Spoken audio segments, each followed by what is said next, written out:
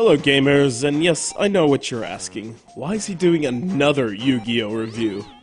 Well, my loyal viewers, first of all, it's because I can, and more importantly, it's because Yu-Gi-Oh video games really just tickle my fancy. It's also because the Yu-Gi-Oh double pack for the Game Boy Advance is just a goldmine for the reviewer's appetite.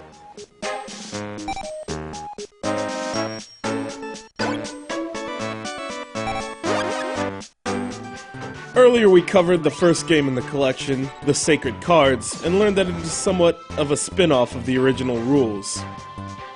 We also learned that Yu-Gi-Oh games are probably better off without such an attribute. Yu-Gi-Oh! RESHEF of Destruction is the sequel to Sacred Cards, and will improve a bit on where its predecessor had left off. As the main character, it's your job to first move around Battle City, battling each opponent that stands in your way, and advance through the world to become the greatest duelist the game has ever seen. But to do so, you need to keep some things in mind. This isn't the Yu-Gi-Oh! With which the world's greatest duelists are classically trained. This is an entirely different take, and one that you may not see anywhere else, let alone at the game shop. And it's certainly not for first-timers. In fact, I'd wager that noobs would run screaming from this game after about 20 minutes of gameplay, since such a game would act as a condescending slap in the face, let alone to seasoned duelists. No explanation of the element-based combat, and certainly no mercy. Let's say you tribute a weaker 1 to 3 star monster to summon Leogun, a badass beast type with Earth attribute. Wouldn't you know it, if Leogun is up against Jin the Watcher of the Wind, a wind-based monster with 1,000 less attack, he doesn't stand a chance in this game. Ever.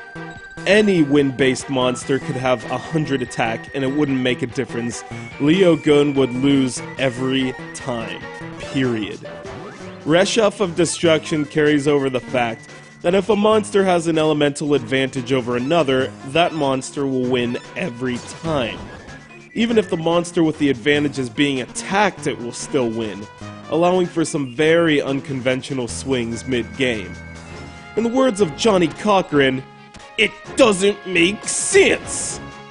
Okay, maybe it does make sense, but if you were just taught the game in traditional style, the way every other duelist in the world understands it, the way that would benefit you greatly since the traditional rules apply about 99.9% more than RESHEF of Destruction's or Sacred Cards rules do in the world, your head will be spinning until you read the instruction manual, which true gamers rarely do, or get information online.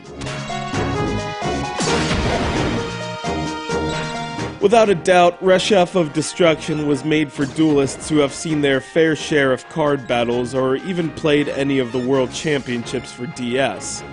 But even this type of duelist will be disappointed in the limited style of play that most of all has no multiplayer capability. My thoughts about Yu-Gi-Oh! In general are as such. If you aren't playing against a friend or at a tournament, you should be practicing to do so. The real game has so much to offer, and can make for some good times ahead. If you're a beginner, don't waste your time with RESHEF of Destruction. Get out to the game shop, buy a deck or one of the World Championship editions for DS, call your fellow duelists, and work on your game that way. Don't be fooled by imitators, even if it's still a Konami creation.